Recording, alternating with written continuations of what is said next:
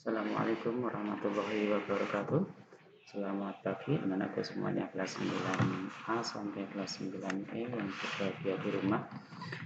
Sebelum kita mulai pelajaran pada pagi hari ini, baiklah saya tanyakan dulu apakah kalian sudah sarapan, sudah mandi, sudah sholat duha? Terima kasih semuanya. Bagi kalian yang sudah sarapan, sudah mandi, sudah sholat duha, berarti sudah siap untuk menerima pelajaran pada pagi hari ini. Baik, kita mulai pelajaran pada pagi hari ini dengan bacaan basmalah bersama-sama. Bismillahirrahmanirrahim. Untuk pada pagi hari ini, materi yang akan saya sampaikan yaitu di buku LKS halaman 11, yaitu tentang menstruasi. Apakah menstruasi itu? Baik, kita tampilkan untuk materi pada pagi hari ini. Ya, saya tampilkan menstruasi ya.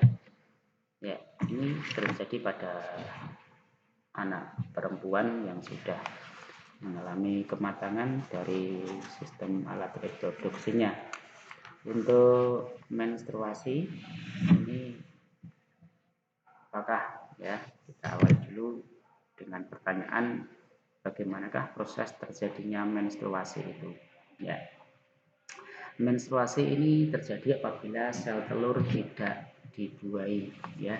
Apabila sel telur tidak dibuai, kalau sel telur dibuai maka akan terjadi kehamilan ya. Itu bedanya ya. Saya ulangi, apabila sel telur tidak dibuai maka untuk anak perempuan akan terjadi menstruasi ya.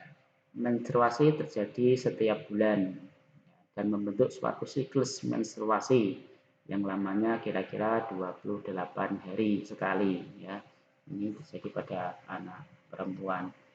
Apakah kalian sudah, yang perempuan ya saya tanya, apakah kalian sudah mengalami menstruasi? Ya. Bagi yang sudah ya itu adalah normal, bagi yang belum itu juga normal karena waktu kalian menstruasi ini antar satu individu dengan individu yang lain itu berbeda. 14 hari persiapan untuk ovulasi dan 14 hari persiapan endometrium untuk menerima ovum yang sudah dibuai ya. Jadi menstruasi ini saya tampilkan sebenarnya ada 3 fase ya. Ini fasenya, gambar fase menstruasi bisa kalian lihat. Jadi fase menstruasi ini saya ulangi 28 seri siklusnya. Itu meliputi kita bagi menjadi 3, yaitu fase menstruasi, yang kedua fase proliferasi, yang ketiga adalah fase sekretori. Fase menstruasi terjadi antara 0 sampai 5 hari normal ya. Ada yang 4 hari, ada yang 3 hari, ada yang 6 hari, ada yang 7 hari ataupun lebih sampai pada waktu 14 ya, 14 hari gitu ya.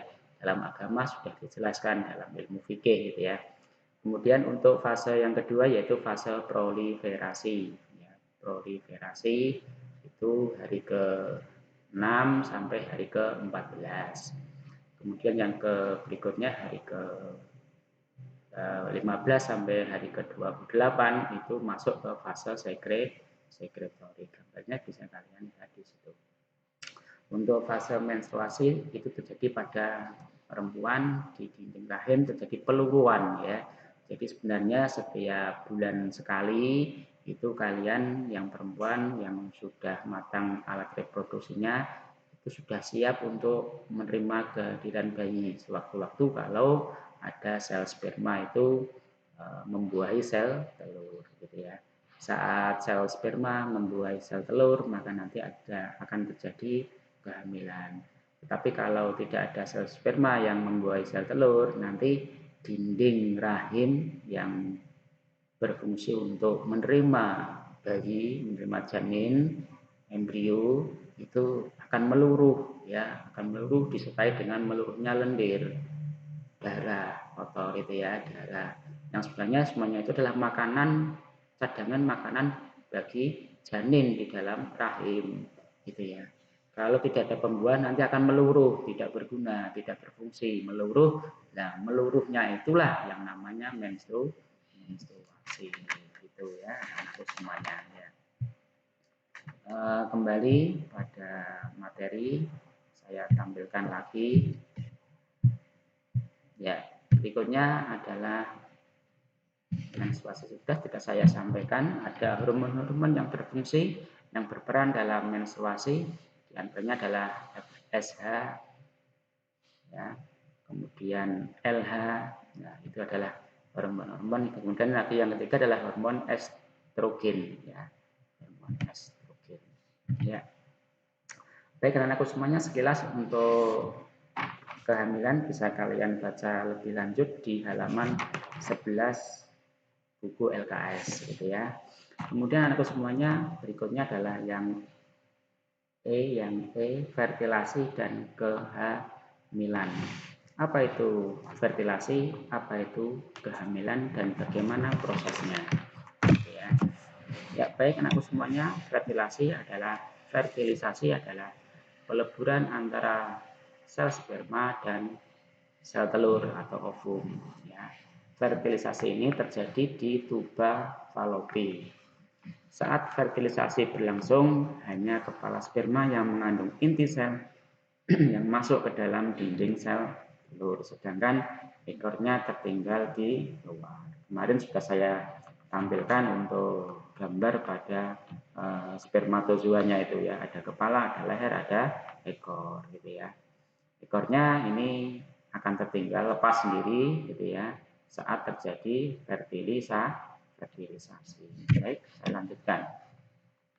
Kemudian setelah sperma membuahi atau bertemu sel telur, nanti akan membentuk zigot ya, akan membentuk zigot. Zigot yang terbentuk bergerak menuju uterus ya, sambil membelah diri menjadi dua. Setelah dua menjadi empat, empat menjadi 8, 8 menjadi 16, 16 menjadi 32 lah gitu ya, dan seterusnya dan seterusnya lah. Pada saat embrio mencapai 32 sel dan memiliki bentuk seperti buah ade, nah, disebut morula. Selanjutnya morula berkembang menjadi blastula ya. Lalu sel-sel bagian dalam membentuk bakal janin atau embrioblast ya. Dan sel-sel bagian luar membentuk trophoblast yang akan membentuk plasenta. Nah, plasenta itu di rahim ibu ya. Pada hari ke-6 embrio tiba di uterus, kemudian membenamkan diri ke dinding rahim, ke dinding uterus yang lunak, tebal dan lembut, serta mengandung sekret seperti air susu. Nah, ini untuk makanan bayi janin selama di dalam rahim. Proses perlekatan embrio ke dinding sel ini disebut implantasi. Ya, implantasi.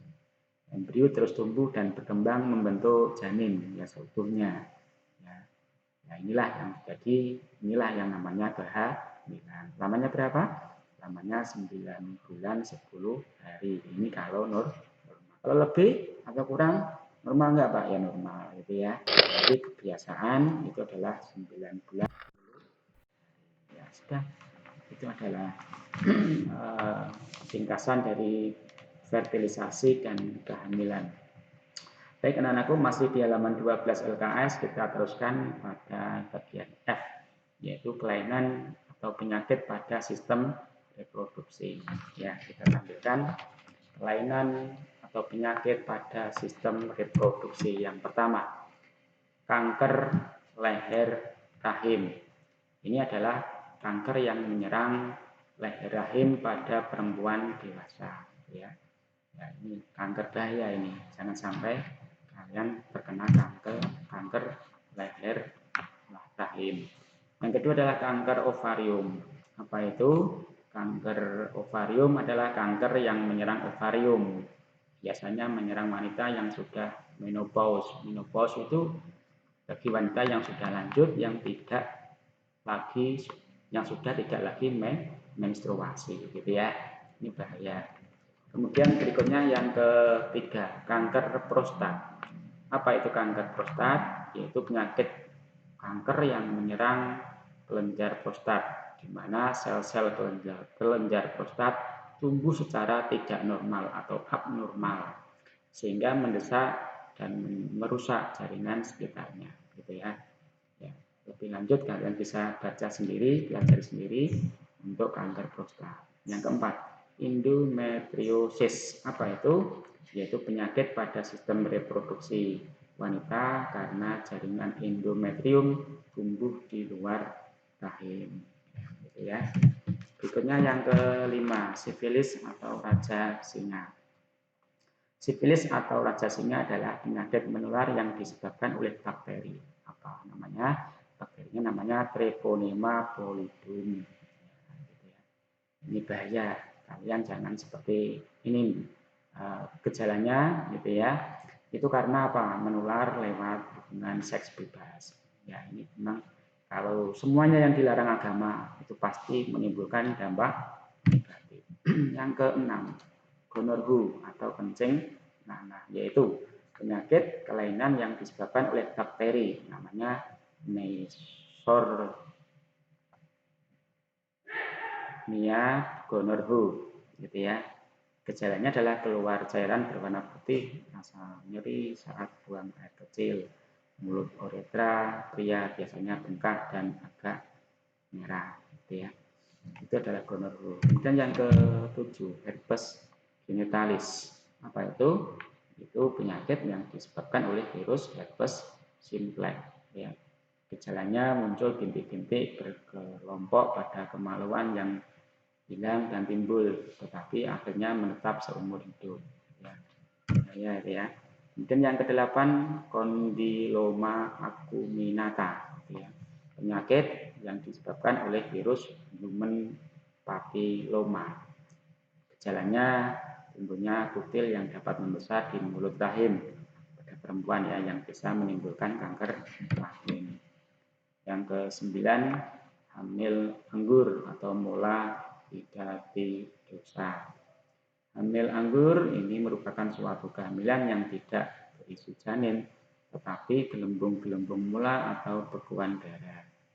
Hamil anggur terjadi akibat kegagalan pembentukan bakal janin, sehingga terbentuk jaringan permukaan membran mirip gerombolan buah anggur. Ya, itu adalah hamil anggur. Yang terakhir 10, infertilitas adalah ketidaksuburan yang dapat terjadi pada pria maupun wanita.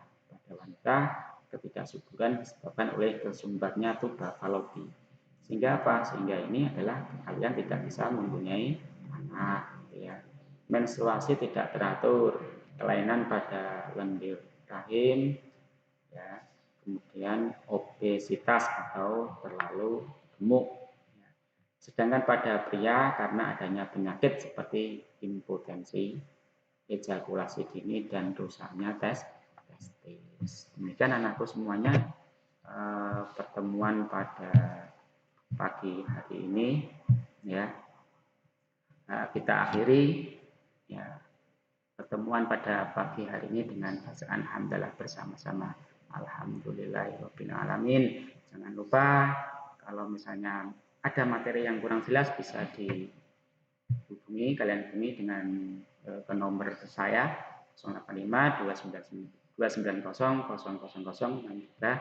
000 gitu ya. Ya, sekian dari saya. Billahi taufiq wal hidayah. Salam.